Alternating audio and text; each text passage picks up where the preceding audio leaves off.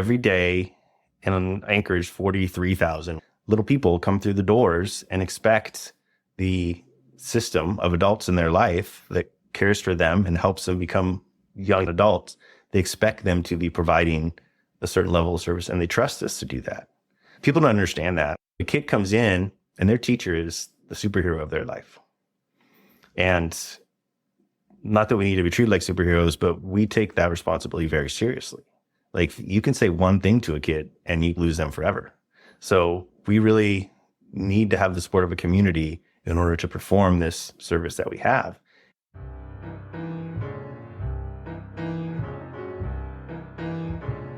Welcome to the East Anchorage Book Club. I'm your host, Andrew Gray.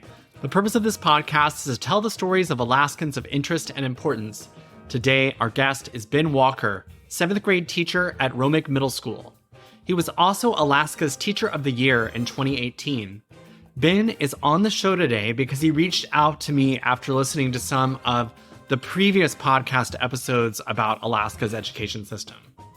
He wanted to give a perspective that he felt I was missing. He wanted to share what it's like in the classroom for teachers in the Anchorage School District right now. Ben Walker, welcome to the podcast. Thank you. Thank you for having me. I really appreciate the time. And before we start, I just want to say I actually really appreciate the things you said in the session about our kids and standing up for our kids. Oh, thank you so much. You were the 2018 Teacher of the Year for Alaska? Yes.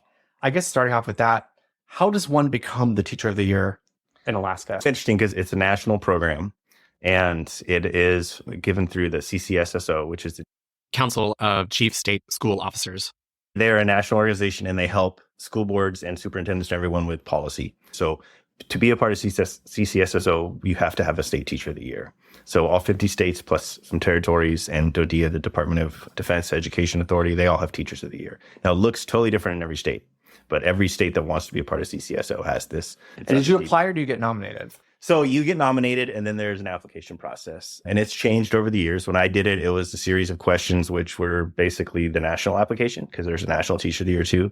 So you fill those out and then they look at it and then they select finalists. And then in my year, the finalists had an interview, an in-person interview, and then they were selected by a committee. And they then said, this is the person we think will best represent Alaska. Then they try to do like a surprise ceremony or something at the school.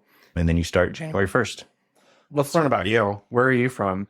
So I was born in Escondido, California, but we moved to Ketchikan when I was 2. Oh, okay. I grew up down in Ketchikan. So you're basically a lifelong Alaskan. Yeah, and then moved to Anchorage for high school. So in 91, we moved to Anchorage and I graduated from Diamond. Okay. And then I went to Whitman College down in Walla Walla, Washington. And then after that, I moved to California. I moved down there, did some things in film and television. In LA? In LA, outside LA, Hermosa Beach. Mm-hmm. Played at the beach. And then I hit a point where I was like, this is not what I want to do. This is like traffic and paycheck to paycheck. So to figure out what I wanted to do, I moved to South America for a year to teach English. So I did that and traveled around and then ran out of money. And I came home because that was where I didn't have to pay rent. And my mom was a teacher. Back to Anchorage. Yeah, I came back to Anchorage. And my mom had taught her whole life. She taught in California, then she taught in Ketchikan, and then she taught here. So when I came back, she said, hey, if you're going to stay here, why don't you at least look into getting a certificate, because I have a degree in biology. So why don't you go? So I checked out UA and the MAT and started it because I needed something to do. And it was interesting to me. And when I was there, I met my wife in the MAT program. MAT is Masters of Arts in Teaching. Yeah. What year did you do it? 2000. I started teaching in 2006. So it would have been 2005 to 6. Yeah, you teach at Romig? I teach at Romig Middle School, just down the block here. And you've been there the whole time? The whole time. 18 years. Where did your mom teach? She taught here. She actually taught at Romig.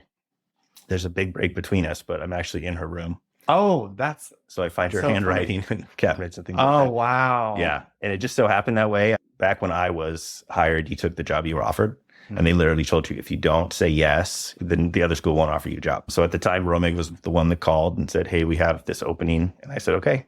And that's just coincidence, ended up at the same place. And then I've just enjoyed it. And people always say it must be terrible to teach middle school kids.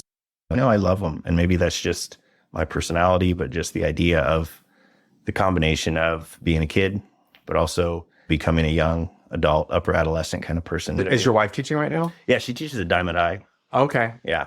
So she teaches oceanography, marine biology. She teaches essentials of engineering, and she teaches a drone aviation class. Oh, cool. Yeah. And I did a tour of robotics at Betty Davis East. And so I have a very recent, narrow introduction to robotics. And I don't know if that has anything to do with drone technology, but it's probably a completely different program. But It's related. I mean, it's all under CTE, Career Technical Education. And it's one of the things I wanted to talk about on this podcast is the idea of, especially in education, and you've seen this through your lenses in the legislature, we get put into what are false binary situations, which is either one thing's true or the other, and two things can be true at once. You can have career technical education that also is helping kids learn to read. It's also helping kids learn math. It's also helping kids learn how to be good humans. It's not, we're just going to go teach people to weld. And I think throughout education, you find these instances of this is true, so this therefore can't be true. And no, two things can be true at the same time.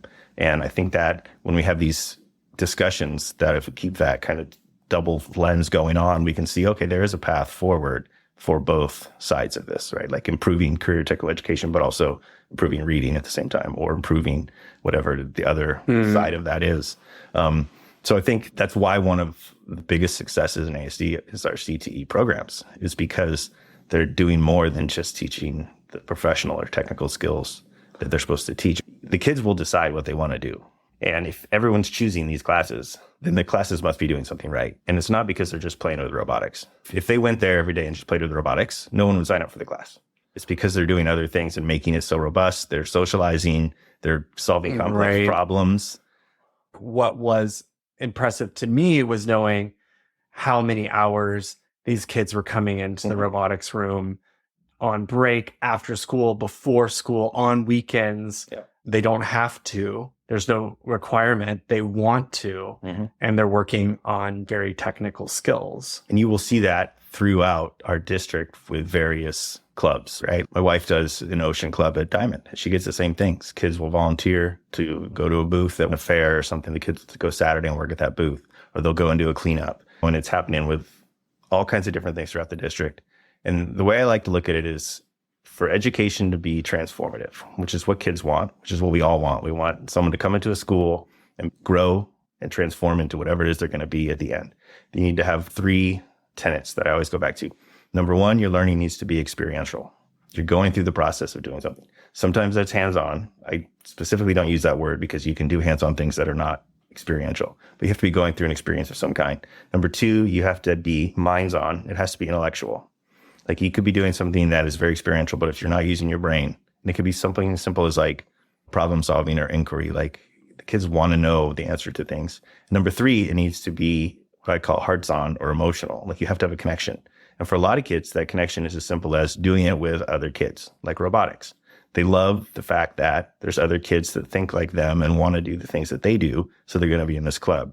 Or it could be that they're doing something meaningful for their community. They're going to do a service learning project. We do not give kids enough credit for what they think of the world outside school. They are completely aware of it. And parents will tell you this. I mean, I have a 13-year-old and an 11-year-old. And they know things that I have no idea how they figured it out. They come home and they're like, oh, did you hear about this happened in the news? Or my daughter's 11 and she brings up climate change all the time. What's that going to look like years from now? So back to this binary thing, to try to teach reading or math or whatever it is without also acknowledging that these things are in the world, it's not very helpful. And I think a lot of teachers will tell you that. One of the big arguments for learning outside of the school is that, oh, parents can teach these kids all these other things. And yes, they can. But schools can also teach things besides reading, writing, and math, while also teaching reading, writing, and math. One of the problems a lot of people have is that they take the human part out of schools when they try to solve a problem. So you're talking about a whole bunch of humans, including the teacher, including the families, including the other people in the community, and it's a much more complex problem. And we like to have like glossy solutions to gritty problems. And as a teacher, that gets frustrating because the supposed solution comes, here's your panacea, and everyone's going to fix it in however many years. And then those years go by and it's not fixed, all the way back to No Child Left Behind, right? And these things that just keep coming. And I think that's why you see teachers pushing back on things like someone from out of state wanting to come in here, because we've seen this cycle. But we still have our little humans who we just want to have them succeed. What do you teach exactly? So I teach 7th grade science. Okay. Yeah. And I've taught science, I've taught applied tech, I've actually taught robotics once, taught media tech. So yeah, but 7th grade science is really introductory. A lot of students haven't had science very much, and certainly not every day. So you're like teaching scientific method. Yeah. Yeah. Can you give an example of a lesson or a unit and how you applied the 3 principles that you just outlined? Yeah. So we're right by Westchester, and you'd be surprised how many students don't really go down there or don't understand the complexities of it. We worked with a handful of scientists here in town. And actually, there was a National Geographic explorer coming up to do professional development for Anchorage. So we worked with her and designed an interconnectedness about Westchester Lagoon. And so we went through basically 6 different stations. So there's like a fish station. So you'd get a local scientist to talk about the building of the underpass for the railroad so the fish could still move, things like that. There was an insect one. So we're talking about insects. The National Geographic explorer talked about microbes. Someone else did plants. Someone else did other animals. So you had all these different stations, right? Kids would go through those stations, but at the same time, they're looking at the interconnectedness between them, and they're looking at that in their backyard, and they're seeing their backyard in a way they maybe never seen before. And they're interacting with people who do this for a living. And that's a super important part, because kids, if you say, oh, well, I want to be a scientist, they don't know what that means. I mean, they have that general idea of what a scientist does, but they see someone who looks like them, or they see someone who is into the same things they're into, actually doing this for a living and having a successful career, giving back to your communities. And that's, I think, an important part of this as well. So we did that. And then at the end, kids reflected on this by telling a story of interconnectedness. And it could be Westchester, or it could be anywhere in Alaska. So I had one little girl painted a wonderful painting of Lake Otis, because she lives by Lake Otis, and then had a little story about when she goes to Lake Otis. Other kids talked about all the different things they see when they go on bike rides through the coastal trail. One girl did a podcast about Seward, because she likes to go down to Seward, which was really funny because it had the little sound clips and stuff like you always have in podcasts. And when she wrote it out on the script, it had in parentheses, it said footsteps crunching. Yeah. So they're going through an experience. It was emotional because it's their own backyard. Plus there's an openness of how you see these different things. And it was also social because they were together. And the funny thing is so we had this whole plan to do at the lagoon, and then we had one of our remote days. So we decided to do a portion of it online, and then I'd finish up when I got back to the classroom. And we were wondering, like, how many people are going to show up? Is it just going to be like 10 kids to show up? Because all this is optional. And I had 120 kids show up. Wow. And I only had 140, 150. Most of your kids came. Yeah. And then it was really interesting because one of the questions a female student of mine asked was, of this National Geographic Explorer, was, when did you realize you want to do this? And her answer was surprising to the kids, because I'm still unsure of what I want to do. Mm-hmm. And the kids just exhale. Okay, I'm 13. I don't really need to know what I want to do yet. But she's just talked about how the things that she was interested in led her to this path. So I think that helped the kids realize, okay, I don't have to check X, Y, Z that this upper generation is telling me, whether it's directly from parents and families or whether it's implicitly from the school system. I just need to follow my passion and keep moving forward. And then I figure out where I end up. So I feel like you've referenced it, the new academy model. So the Anchorage School District's academy model, and I'm reading from their website, and I'll drop a link in the show notes, a program to make sure that all of our students graduate from high school prepared to compete successfully in the 21st century workforce. Starting in the fall of 2024, all 9th grade students at the 8 comprehensive high schools in Anchorage will enter the first phase called Freshman Academy. And the Freshman Academy will have a college and career exploration course where students will learn more about career exploration. Each year, they'll be adding additional parts to the academy so that by 2028, they'll have an entire career academy structure that graduates students with a diploma plus some sort of college credit or industry credential.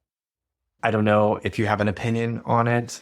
I don't know. It will affect middle school, but right now the focus is really on high school and ultimately on the freshman year, because they're going to change that first. I know from having smaller learning communities in middle school that it's a game changer.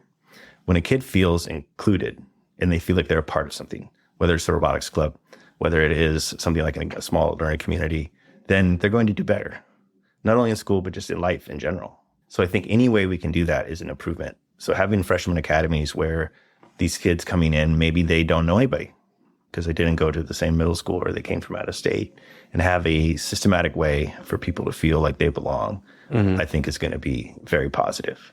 As far as the career part, I don't think people are understanding it correctly, that suddenly we're going to be like these things you've heard from Germany or something where your career is decided when you're 12 years old. That's not the case at all. It's a way to explore these different pathways that maybe you're interested in. And so I think it's going to give kids a lot of chance to figure things out before, I guess, it really gets real, so to speak. When you're 18 and you're sitting there looking at this void of life, standing at the edge of the horizon, you're saying, what do I do now? They literally don't have a plan because they were so concerned with the boxes to get the credits to get to graduation that they didn't think what's after that. And I think this will do both at the same time. It will help kids get those fundamental skills they need and also get them thinking about, what am I going to do next? I don't know if you could talk a little bit about your choice to be a teacher and that whole... Yeah, I never really thought about what kind of reputation or what kind of social standing the job had. It just never was something that I, for any job, had on my mind. Back to middle school for me, the only male teachers I had in middle school were coaches. Part of it is the national idea of teachers, and other countries don't have that same social stratus of professions. And teachers are up there with other professionals who have the same number of degrees, and they're treated that way. And it's someone would be very proud to go to the supermarket and say, oh, my kid's now a teacher. Just like someone would be so proud to say so-and-so is a doctor. We don't have that in this country. We actually have the opposite. And I think that's one of the problems. And that's why we have, I think, a very narrow pipeline for teaching in terms of who goes into it.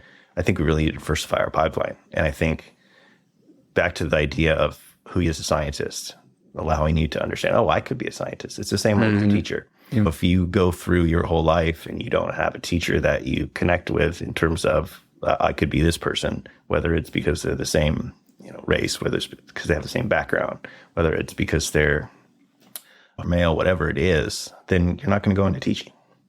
I taught high school for a couple of years. I mentioned it in my interview with Jarrett Bryan, and my dad's response was that I was wasting my potential. That's what my dad's response was to me having my first real job as a high school teacher. You mentioned your mom was a teacher. What did your dad do? He was an attorney. And did he have an opinion about you being a teacher? He was completely supportive, but he's very interested in law. He's a very brilliant man.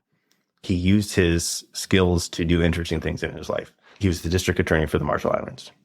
And then the next adventure was to move to Ketchikan and be the city attorney for Ketchikan. So he was never driven by, I'm going to go get 1 million billable hours, even though everyone he graduated with was trying to get him to join their firms and things like that. So I think early on instilled in me was to just have an interesting life and feel like your life is worth living, feel like you're doing interesting things, you're meeting interesting people, you're always expanding, you're always seeing what else is out there. So I think that's why I was never like, oh, I need to make X amount of money. I honestly had no idea what the starting salary was until I started getting paid. Until I looked at the contract and I was like, okay. Part of that is the privilege of being able to live at home when I first started, for sure. I don't ignore that at all. But part of it was I don't know, like that doesn't interest me to be a social status or to be a professional status. But at the same time, like teaching has, especially through things like the Teacher of the Year, like I've gone to space camp. I've gone to Antarctica with National Geographic. I've gone to South Africa, like all through teaching. And I don't feel like it's limited me. I feel like it's actually allowed me to do many things because I'm on the same schedule as my kids, which is really important to me because then I am able to do things for their lives, whether that's simply as being able to drive them to events. And we have our summers together. I'm very passionate about education. It's one of the most important things in our society is our public schools. Because if we did not have public schools, where else in our world would you really, on a daily basis, when you're at your most open-minded, informing your personality, informing your beliefs, where else would you encounter so many different people? You wouldn't, because your family would hang out with your family group, and you wouldn't interact with people who are so different from you when you're a little kid and you're learning how to work with other people. And I think that is one of the fundamental purposes of public school, is to get everybody together to do this. It is to, yes, have this reading, writing, and all these other things. But at its very core, it's to say, this is what's out there in your community. Here's everyone in your community and what they're dealing with, what their strengths are, what you can learn from them. And I think we lose that when we start to put things like this school's better than this school, or you have to get your kid into this school to succeed. That sort of rhetoric that goes on. And certainly now, I don't know why. I think maybe it's because so many people have such an easy platform with social media and things like that. But it really seems like in my 18 years, the rhetoric has never been as loud as it was certainly COVID on. And I think that it gets back to that idea of two things can be true. You can have criticism of your public school and you can still support your public school. I'm critical of my own practice. I know that I don't do everything perfect. And I know that my kids' teachers don't do everything perfect. But I also really think they do a lot of things right. And I'm really supportive of them. And I think that's one of the problems with moving forward in education, is that we don't allow those two things to be true at the same time. So we have your really vocal critics and you have your people that won't listen to this side and hear what they're really saying. Because a lot of times they do have things that they're actually concerned about. And when you sit and listen, you can actually get at, okay, here's why that is. And I've had this with parents all the time. And I learned early in my career that when you have a parent come in, you have to operate on the assumption that parent wants what's best for their child. But they live in a different world than I live in. If they come in and I immediately just assume they're incorrect and they have nothing of value to give to me, then it's not going to be productive for anybody. Mm-hmm. And I think it's the same with kind of the people who are going to school board meetings and the people who are, I'm sure you've heard from a plethora of people as a legislator about what's wrong with our system, right? Many of them have a point. I'm 100% with you. I did an interview with Dana DeFeo, who is a researcher at ICER, an education researcher, and we discussed a potential study that has not been done that looks at all of the teachers that were hired in the 2004-2005 range and looks at them over the course of the next 17 years and compares them with all the teachers hired in the 2007 to 2008 range and looks at them over the next 15, 16 years. And that's basically the gold standard study. How much does a defined benefit versus a defined contribution plan impact the amount of time that the average teacher remains in the Anchorage School District or in Alaska? And a quick reminder, a defined benefit plan is like a pension, and a defined contribution plan is like a 401k. It's no secret that I strongly support a return to the defined benefit plan. Mm-hmm. I also acknowledge that there's a very important study that needs to be done that hasn't been done. And when somebody who is questioning whether or not the defined benefit plan will solve the recruiting and retention problem that we have with teachers in Alaska, I understand why they think that they might need to see a study, why they might need to see more data. That doesn't mean that I myself don't strongly support a return to the defined benefit plan. But our society is polarized, and we opt towards a binary, and it's like you're either on this team or you're not. And if you're on this team and you start acknowledging that people over here might have a point, then all of a sudden you've betrayed your side. On the defined benefit versus defined contribution, districts never give exit interviews. Like when I worked for the private sector, when I left, they gave me an exit interview. And one of the questions they asked specifically was, what are the reasons? I don't know how they phrase it, but why are you leaving? Because they want to know that It's the most important question when teachers are leaving. Why are you leaving? No one asks them that. So it's all anecdotal, which of course, when you have anecdotal evidence, it's people can believe it or not. And the other thing about defined benefit is, again, back to two things can be true. Like it can be true that especially tier 2 and tier 1 were not sustainable. Like that can be true, but it can also be true that there's better options out there that would be sustainable and would be helpful.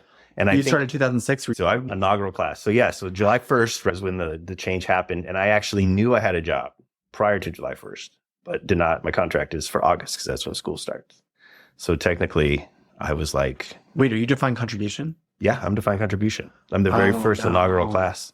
Your wife's defined contribution as well because you both started at the same time. Yeah. So you were hired before, but you started after. Wasn't technically hired. You know the job. You knew. Gotcha. Yeah. And then, but then because of the way the contracts work. But one of the things about the last 18 years is that I think some of the people who were more ideologically opposed to defined benefit they're not in the legislature anymore. So it seems like there's a lot more level-headedness around the issue. And even getting as far as wanting to study, I think is leaps and bounds from where we were in 2006, 2017, like the first few years. And one of the other things I always push back on is people don't really understand where a lot of the liability came from and what things were like then versus now. Few people ever, when they write about it, and I actually emailed a couple ADN people about this, few people ever include like the Mercer mistake. And Yeah, like, they made a a terrible mistake. Yeah, and we wanted it to go away as a state and didn't get much money back. So Mercer was a actuarial firm that the state of Alaska had hired to basically determine how much money we needed to be putting aside for our state's retirement plans. In 2002, they underestimated the amount that Alaska needed to be saving by about $1 billion. And rather than correct the mistake, they tried to cover it up. So for years, they did not acknowledge this mistake, which further compounded the loss in savings that we were putting aside and ultimately led to this huge unfunded liability that we found out about all of a sudden that was so much worse than we expected. And we eliminated our defined benefit pension system and resorted to a 401k. An easy argument for those opposed to return to defined benefit is to say, look what happened, and blame it on the defined benefit, not on the egregious errors of the company. Yeah. If people will take the time to look at other states that have hybrids or states that have more modernized defined benefit, they will see that it is not like it used to be. Like a lot of states now are doing your years of experience plus your age. So they would say 90. So between your age and your years of experience, you got to get to 90. So you can teach 30 years and retire 60 instead of saying just straight 25 years. So there's different methods out there that I think we should look at in order to come up with what's going to be sustainable for our state and good for public employees, and also ease some of these fears that people have that you're going to have this huge unfunded liability. The other thing that's changed since this came out is that other states now are recruiting and incentivizing people moving there because there's such a national shortage of teachers. So there's teachers who I know here in Anchorage, used to be one of the disincentives to leave is when you move to a new district, they'd only give you so many years. Right. So once you get past 6 to 10 years, it's not really worth it because you're not going to get the credit for that. But now that's not the case. Now states will say, we'll give you your full years and we'll give you X amount in starting retirement years. So you could move somewhere and get 18 years credit? I don't know about 18, but it wouldn't go all back to 6. The interesting thing about that study with the 2006, 2007, it'll be interesting to see, because I think what you'd find, and this is just my thought, I think you'd find people that left right away.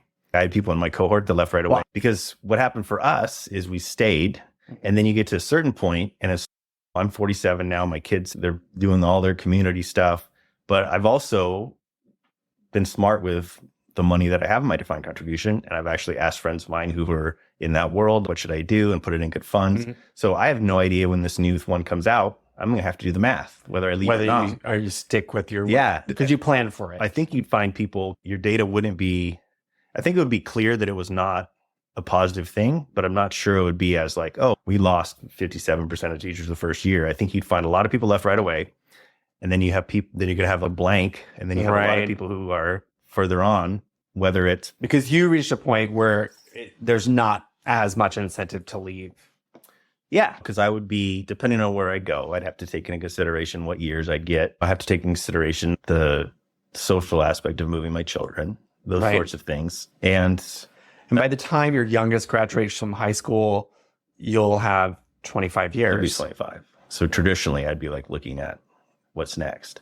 And that's still maybe the case. I don't know. If you're a parent, you take every year as it goes. You never know what's going to be. I just gave a citation to Janice Strickland, who teaches at East High and celebrating her 50th year in the classrooms. Yeah. 25, you're just getting started. And that's the thing, right? You look at it as, I was thinking about this, like, where am I? My middle career, my end of career, my beginning of career? I really don't know because I don't feel like there's a set end. And like I said earlier, it's just something that I enjoy and every day is different. It's not like I went and punched the clock at counting beans every day for whatever. That's not a meaningful career, but I just need every day to be different. And not just because I like change. Well, when you pitched coming on the podcast to me, you said you really wanted to get the perspective of what it's like inside the classroom in Anchorage School District right now. Yeah, I think Dr. Bryant would agree with all of this, which is when you talk to people in schools, like when I go talk to my neighbor, when we have a staff meeting, people are super, super stressed. And the overall feeling is one of, I'm not going to say negativity, but of things are not going to get better anytime soon. And really that's hopeless. A little bit of hopelessness. We just need to continue to power through, but do we really have... Is there a light at the end of this tunnel? Yeah. And I think a lot of that has to do with rhetoric. I think a lot of it has to do with state decision making. And one of the things I like to say is that we don't really have a fiscal crisis. We have a priority crisis. And where we choose to spend our money tells you our priorities.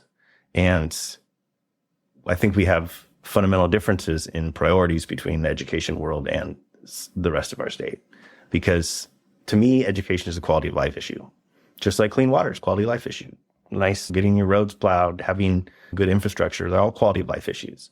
And we're not getting a high quality of life out of education because kids are packed into classrooms. Every year at my school, we've lost staff members and our population hasn't changed that much. It's 2 kids this year, another kid this year. We had classes of 36, 37 in middle school when we're a building that was built in 64. And like the really small rooms and the really big kids, high school classes are up to 40. And so the reality is that, again, 2 things can be true. Like we're doing very good things and teachers are working very hard and families are very supportive. But at the same time, there's this feeling of, is this sustainable? So I guess that would be the term. Not really hopelessness, but one of, we can't keep doing this. This is not sustainable. Something has to give, whether that is more money, whether that is shifting the way we do things in some other way that takes things off teachers' plates. Because a part of it is continually being asked to do the same thing with less time and less resources. Plus, here's another thing. And I think I was talking to a Republican colleague yesterday, and that person was saying, after touring all the schools in their district, that what they heard from teachers was that they were really unhappy with their quality of life in the classroom. From my perspective, it's because there's not enough money going into the school district, so we can't afford enough staff and we're not retaining enough teachers. And so the class sizes are too big. To me, money is still part of the equation. But what this particular legislator was hearing is that we needed to put more emphasis on making teachers' days more enjoyable. And that doesn't necessarily involve money. And I'm speaking for that person, and that may not have been what they meant, but that's what I heard, is they say it's all about money, but that's not, no teacher said that they're unhappy with their pay. They're unhappy with the way their day looks. They're unhappy with the way their day goes. They're unhappy with their workload. They're unhappy with the way they're treated. There's a lot of things that are making the teachers unhappy, and none of them have said it's their pay. Yeah, a big part of the financial part isn't necessarily teacher pay as much as it is allowing schools to fully fund everything they need to do. From having a certified teacher with nationally recognized numbers for classrooms, like when you have lower elementary, primary with 30 kids, that's nuts. Like absolutely nuts. You need to have smaller class sizes, and that's where money comes from. It's not like, hey, we're going to give this teacher $150,000. It's, oh, let's have 2 teachers because we have 40 kindergartners this year instead of one teacher do all 40. The other thing is, like right now throughout the district, there's so many vacancies in areas that are supporting teachers like paras and special ed teaching assistants. And we have to provide all those services, whether we have the people to do it or not. So you might have a classroom with 30 that also has a student who should be getting one-to-one support. And there's no one-to-one support person there. And it's just an empty position. So they still have to do that. So that's a workload issue that is solved by money. There's plenty of things in the teacher's workday that can be solved by money. And I think that's another one of these 2 things can be true, right? Is money going to solve everything? No. But does that mean we don't put the money where it will solve something? And one of the big arguments is always that there's plenty of money, we're just not spending it correctly. And that can be true that we're not spending it correctly, but it can also be true that we need more of it. because even if we somehow found a bunch of money, like we're talking about the Anchorage School District is going to be what, 80, $90 million that they're trying to figure out what to do with. So we're not talking $89 million short. Yeah. And where are they going to make cuts to compensate for that 80, 90 million Yeah. shortfall? You're not going to find that much in, we have 2 of this position, or we got to, we shouldn't get new copiers this year. Like that's fundamental, like funding issues. So to answer that idea is, are there things that don't cost money that can help? Yes, of course. But one of the things starting would be speaking positively of public schools, speaking positively of teachers. I don't need anything like gifts, anything like that to make me feel appreciated. What I need is people fighting for public education. And then I feel like what I'm doing is meaningful. But if it's simply, we're going to have this teacher appreciation day where we do these things, that doesn't help me. What helps me is when someone says something against education, standing up and saying, no, that's not right, fighting some of these outside groups that want to go after public education. One of the difficulties is being a public employee, you're really open to all these different forces because your funding is controlled by the public and the administration. And that comes from everything from who's going to vote for who to the governor and everybody else. So it's very difficult to be in a position like that because we get caught up in the maelstrom of politics. And to think that we don't feel that internally is incorrect, because we do. And people talk about it. Hey, did you see who said what? Or I just got my constituent newsletter and they really were talking down on whatever. And that really does affect our day. And to get to that, your colleague's point, it does affect job satisfaction. Not that everybody needs to be pro, yay, education is so great all the time. But when you go about it where there, again, is this binary thing that affects us, because there's plenty of conservative teachers and there's plenty of teachers who may think that we overspend in education, but those very same teachers feel not appreciated. Right. The line of criticism that I hear most often from critics of public education is that public education in Alaska is failing. And why would we throw money at a failing system? And then the second thing that they'll often say is that we need more accountability so that we can really check their work, so to speak. Right. And both, I feel like both of those, if I were teaching right now, I would feel like that you think my classroom sucks and that you want to come in and do some extra tests to show how much I suck. There's a lot to unpack there. But I will start with the phrase that public school is failing. And I will say a couple of things. First of all, we're not failing, because when you look at what we do with the wide variety of students we do it with, where they come from, what they bring with them, we're not failing. But we're comparing ourselves to places that do not have those issues. Plus, we're comparing a place to people where the area around education, society, is not failing. Because in the United States and in Alaska, these other areas of society are doing much worse than public education.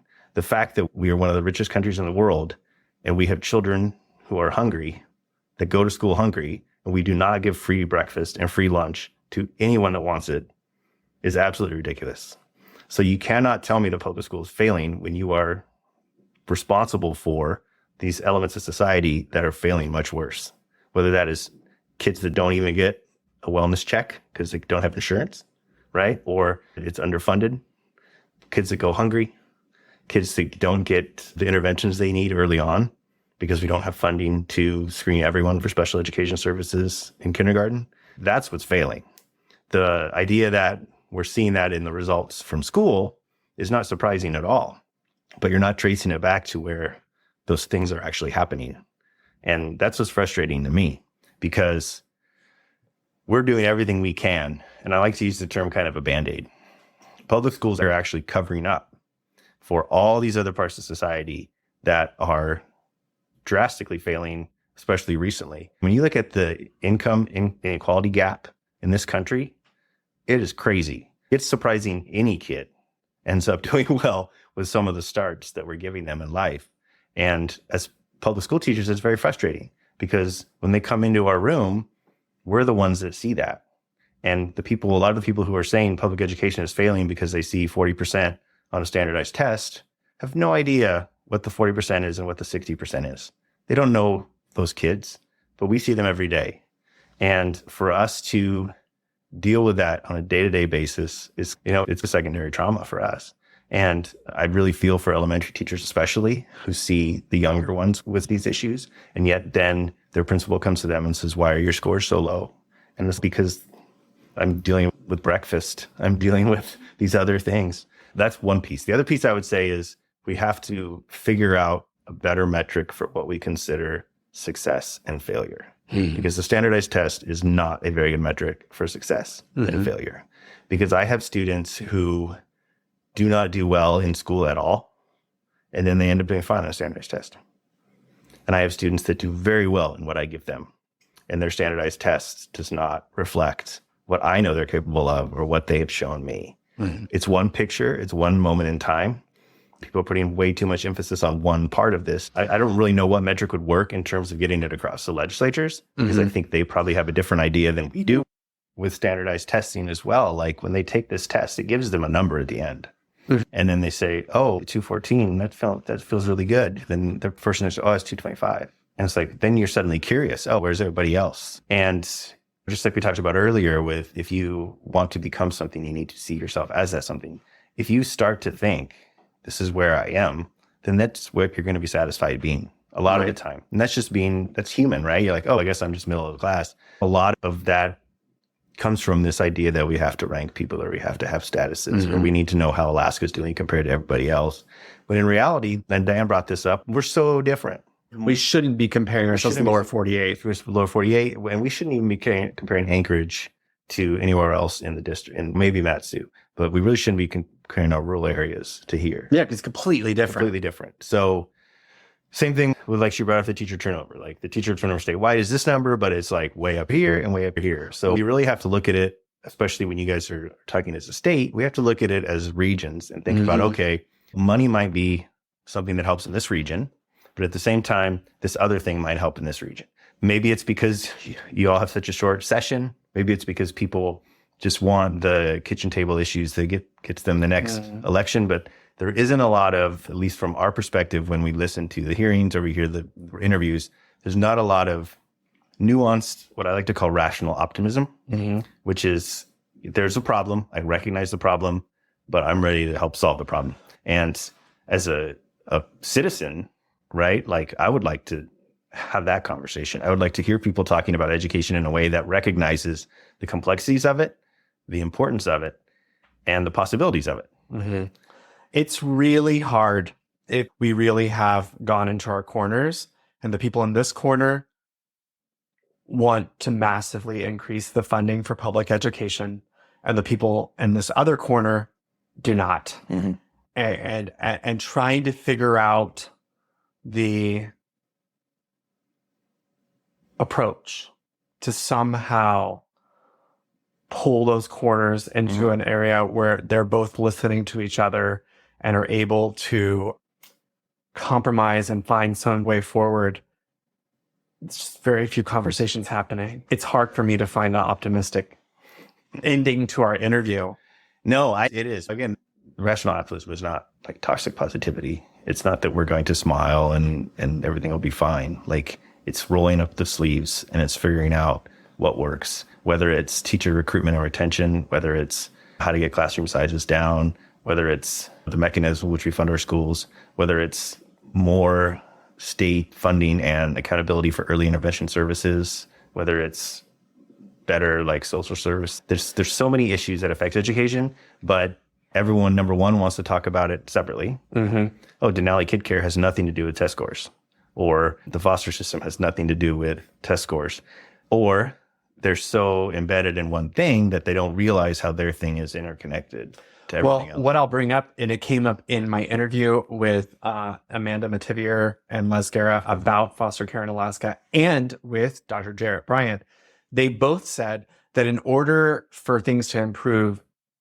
society needs to function. And they both use the same thing. We need to be able to drive our kids to childcare. We need to be able to drive our kids to school, which means that we need to have a road plowed. If we can't fix foster care, if people can't drive, it's the same thing. It's all interconnected. And I would say, like, if you were going to move right now, whether it's to a different part of the city or you were going to move out of state or someone's looking at Anchorage, what is the first thing they're going to look at for where they're going to move? The school. If they have school children, they're going to start looking up the schools. They're going to start calling people schools. So when you have a highly effective school, a school that people say is doing well, the kids are hitting whatever metrics they're supposed to hit, people are going to say that's a highly effective community. So if you have this, by that same measure, if you're going to take credit for the community being part of a successful school, then you also have to take accountability when your schools aren't successful and say, okay, this is not just this school. It shows the system's not working. Yeah. It's a systemic problem. So right now, if somebody is saying public school is failing, then they have to look in the mirror and say, okay, you know what? My community's failing. Right. Because not everybody is doing well. Okay. What would be for you what you'd want to see from the legislature this session? Just to hear the discussion about education come down to the level of any other kind of wonky policy stuff. Like when people are arguing about snowplows or these other things, yes, funding gets a lot of heat, but no one's like getting so heated up about the crappy snowplow driver. Yeah, they don't say that. Yeah. Or that the snowplows, I don't know, they were playing this one song, they're trying to indoctrinate neighborhoods, those sorts of things. Just bring that down because that doesn't help anybody. And I realize people get worked up, but we have to think about every day in Anchorage, 43,000, whatever, every day throughout the state, 200,000 little people come through the doors and expect the system of adults in their life that cares for them and helps them become young humans and then adults. They expect them to be providing a certain level of service and they trust us to do that. People don't understand that. The kid comes in and their teacher is the superhero of their life. And not that we need to be treated like superheroes, but we take that responsibility very seriously. Like you can say one thing to a kid and you lose them forever. So we really need to have the support of a community in order to perform this service that we have. And doing that with your pocketbook is a start. Because like I said, we don't have a fiscal crisis, we have a priority crisis. We don't really feel that prioritization. What we feel is there's a few days left in the session. We're going to throw a bunch out to keep everybody happy so that we can pass the budget. But it's going to be a one-time thing. It's going to be at the whim of veto.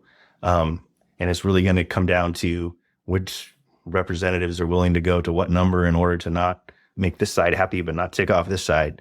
Whereas other professions, I don't really feel like get that same message every day. What I've heard when we're having these discussions about education, that we're doing so in a way that doesn't demean the people who are currently doing this work. Exactly. And that's, as a teacher, I would, if someone is not doing well in my class, you acknowledge the problem in a way that still acknowledges their humanity, acknowledges what they do bring to the class. I don't start with, oh, we have to just forget about your kid. They're never going to make it. But that's what it sounds like when you actually have humans doing that job. And it not only affects us, but it affects our students as well. Maybe not our younger ones who don't necessarily pick up on the news, but those that do, or those that listen to their parents have those side conversations, things like that, or hear political ads on the radio or things like that. If you're a public school student and you're really proud of your school and your representative keeps saying how school is failing, teachers are failing, what does that say to that kid? It says that I'm a part of a system that I'm very proud of, but the public thinks that my school is not succeeding. Even though I feel like I'm doing great, my classmates feel like we're doing great. Right. And I might say that some of those folks who are doing that sort of rhetoric probably love their kid's teacher. Yeah. And I haven't seen an actual survey, but I imagine if you had a satisfaction survey, you asked every single people with someone in the public school system, are you satisfied with your child's class? They would check yes. They would check all these yeses. But then if you ask the same people, what do you think of the United States public education system? You probably have a huge shift where people have this boogeyman idea of the whole system, and that's failing. But how do we fix that? I don't know. And if I knew, I would probably be making more money than I am. Yeah. But I think to start is to have rational conversations and to, unfortunately, I think you're right that a lot of people need more data. So it's to figure out the right data. I think we're going off data that is either old or doesn't get at the right questions. Hey, we're towards the end of our time. Do you have a book to recommend? A book to recommend? I actually was thinking about this because I didn't know if this topic would come up, but I just finished, have you ever read How the Word is Passed? No. By Clint Smith? I'm familiar with Clint Smith and I'm familiar with the book, but I haven't read it. So I read it and I didn't know what to expect. I knew Clint Smith and I knew the topic of how we teach slavery in America. And I know this podcast just took a left turn, but it has to do with how we teach things in general. And I was amazed at the book and how he was able to present something that was obviously very personal to him as a Black man and present it in a way that was so well nuanced, so open. And there's a couple lines in there that just I can't get out of my head. He was talking about when he took the plantation tours, he took the general one, and then he would take like the one specific for the more modern look at the world. And then he would talk to people on the tours. He was just describing how the feeling of not knowing these things going through school, he didn't feel shame about it. And as a Black man, he didn't feel anger. He felt more anger at the fact this was kept from him. It was, I can't remember the phrase, you have to look it up and text it to you, but it was like the anger of ignorance or something like that no one had taught him these things earlier in life. And for that reason, because obviously this is an issue that's all over our country right now. And I really thought that was super important because the tax law is issued we're talking about, just because there's going to be something that's different than the past and presented in a different way than the past, that doesn't even have to feel bad about the past. So these people that are tying on to these old things about public education, they don't have to feel bad. They don't have to feel bad that we did this defined contribution thing, right? But we do have to change it, right? So that was what he was saying. It was like, we can let go of the shame or the anger and move forward. And still, two things are true once again. We can acknowledge that we have not done a good job. We can acknowledge that things need improving. We can acknowledge that this was horrific. We can also acknowledge that we're moving forward. And so that's why I love that book. It's become the book that I buy for people now, with the rule that they either have to buy someone else a copy or have to pass it on. Because I thought it really hit at issues that are specific to slavery, but also like really get into bigger ideas of just progress, right? That becomes such a negative term, to be progressive. Like, why would I know something is wrong and not fix it? We have to be willing to progress. And I think that hits on all these things we've talked about today. Teachers do not necessarily want to hold on to these old things. And that's one of the rhetoric out there too, that we're fighting change. We want change too. We know the system has to improve. And when people bring up the test scores, like we're not aware of that. Like when they hit the newspapers, you think we're surprised? Right. Like we live in that world. Anyway, How the World is Passed. I was trying to think of an education book, but that's a perfect book. That's a great job. Ben Walker, thanks so much for being on the podcast today. Oh, thank you for having me. I appreciate it, and keep it up. I've dropped the link for Anchorage School District's Academy program in the show notes. Thank you, listeners. If you like what you heard, please subscribe, rate, and review us. To contact me, email eastanchoragebookclub@gmail.com.